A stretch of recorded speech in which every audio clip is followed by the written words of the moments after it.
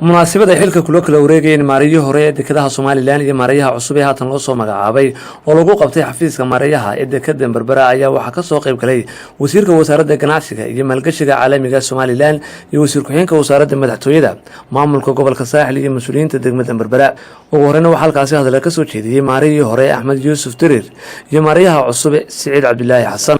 inta u dhaxaysa wadooyinka mushtaraka taagan tahay magaalada Taageero lagu gubaayo shaqaalihii dekeda kacsan yahay muruqmaalkii kacsan yahay runtii waxaan gelinay awood badan markaa mid maskaxeed iyo mid maaliyadeed oo gelinay sidii aan arintaas bal halkeedii ku soo celin lahayn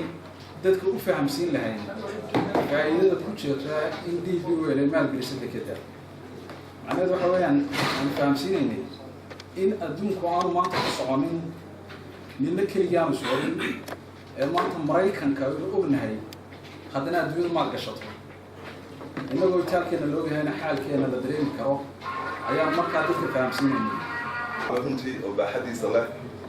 ilaahay aan ka barayo in sida ugu dhigtay leh aan insha Allah u fuliyo mar saddexaad waxaan mahadnaqayaa maarayihii hore dekeda Axmed sida wanaagsan ee information-ka uu noo siiyay aad iyo aad ugu mahadsan yahay run ahaantii anuu laba qodob baan odhanayaa horta xilliga kala guurka dhib badan bay iska leedahay intii aanan xilka la wareegina waxaan dardargeliyay inaan kulamo la soo yeesho madaxda u sareysa DBWL bal sidii loo soo afjar lahaa waxyaabahan culayskan meesha yaalla runtii waxaan gaarnay sidoo kale waxa iyaguna halkaasi hadallo soo dhaweynaya sagootin isugu jira ka soo jeediyay gudoomiyaha gobolka Saaxil Jaamac Yuusuf Axmed iyo maayirka degmada Berbera Cabdishakuur Maxamuud Xasan Cidin heer aad u wanaagsan asbiga mucaaradku dekedi baa la wareejiyay Soomaaliya inama caawina leerkii baa la wareejiyay Soomaaliya inama caawina lefish baa la wareejiyay Soomaaliya caawina hami baa la wareejiyay Soomaaliya inama caawina inta haale ma reesahay maaha dadkii deegaanka ahaa danta mudda ka fikiraya maaha waa dadkii danta gaarka ah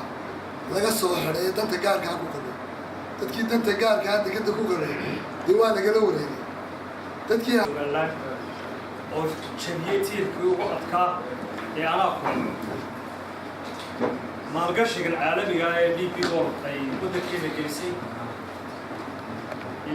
magaalada Muqdisho waxa lahaa soo dhaafi mayso oo Soomaaliland intaasi kadib waxa hadalka soo afmeeray wasiirka ganacsiga iyo maalgashiga caalamiga ah Umar Shucayb Maxamed iyo wasiir ku-xigeenka wasaaradda madaxtooyada Ali Axmed Maxamed waxaana ka mid ah hadaladoodii maanta waxay leeyihiin labada mas'uul oo aan inagu cusbay runtii maarayaha hore dekeda Axmed Yuusuf Dirir muddo badan baan anagu wada shaqeynaa halkan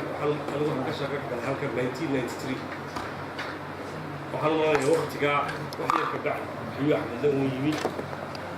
wanaagsan oo aad u wanaagsan mas'uuliyad aan ayuu ahaa xilka qaranka ayaa ay ka mid tahay maalin la keeno maalin كمية الرأي لو قادم مع بسيط